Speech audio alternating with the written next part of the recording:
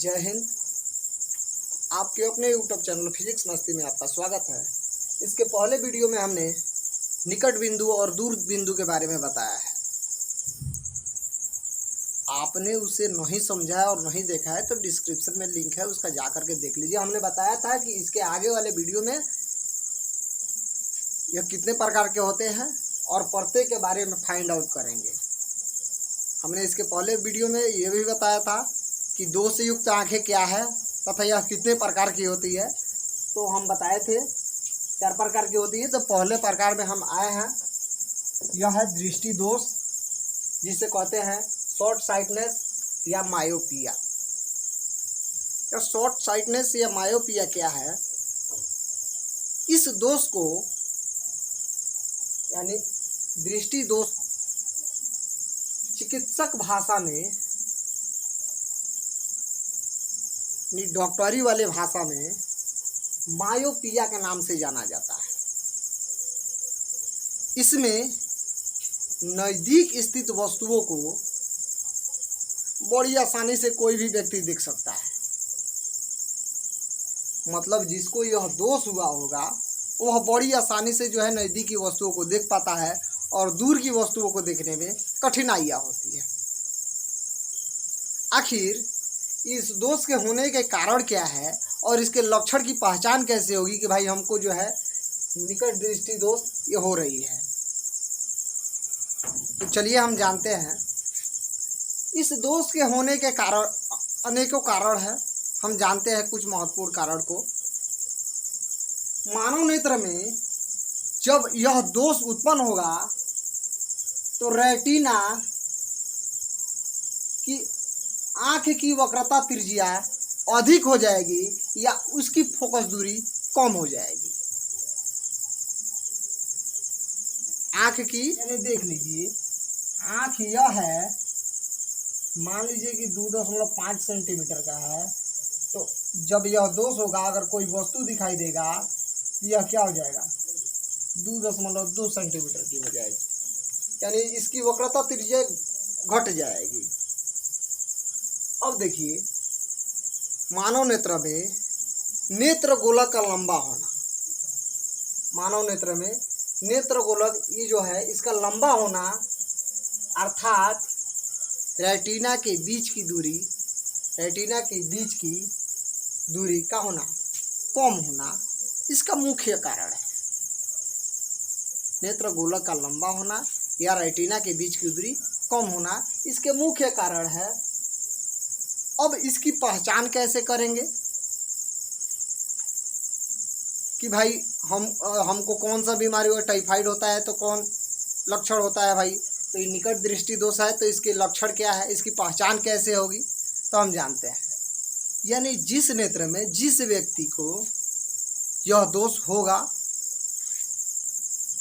उसकी आंखें झपने लगी, यानी लगेगा कि अब नींद लग रहा है, लेकिन वास्तव में नींद नहीं लगेगा। बात बुझा रहा है ना? वास्तव में नींद नहीं लगेगा, यानी आंख का झपना। अगर आप ड्राइवरिंग कर रहे हैं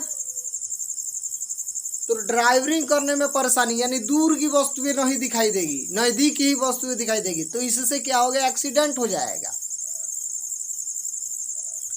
यानी दूर की वस्तुओं को देखने में क्या परेशानी होना। और अगला है सिर दर्द होना, यानी जिस व्यक्ति को यह निकट दृष्टि दोष होगा उसके सिर में हमेशा दर्द होता रहेगा।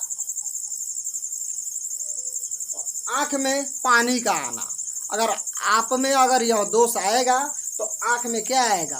पानी आएगा।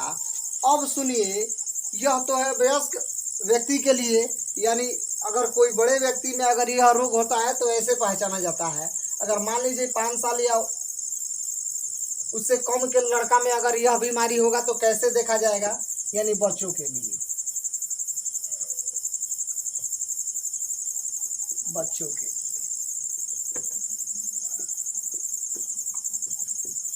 जिस बच्चे को यह बीमारी होगी उसे जो है ब्लैक बोर्ड या व्हाइट बोर्ड को देखने में क्या होगी? परेशानी होगी, यानी कठिनाइयाँ होगी। और ब्लैक बोर्ड या वाइट बोर्ड पर लिखे हुए अक्षर उसे साफ साफ दिखाई न, और बार बार अपनी आंखों को मिचता रहेगा और पढ़ाई पर फोकस नहीं कर पाएगा। बच्चा में जब यह बीमारी होगा तो बार बार अपनी आंखों को मिसेगा और पढ़ाई पर फोकस नहीं कर पाएगा। इतना का आप लोग स्क्रीनशॉट ले सकते हैं।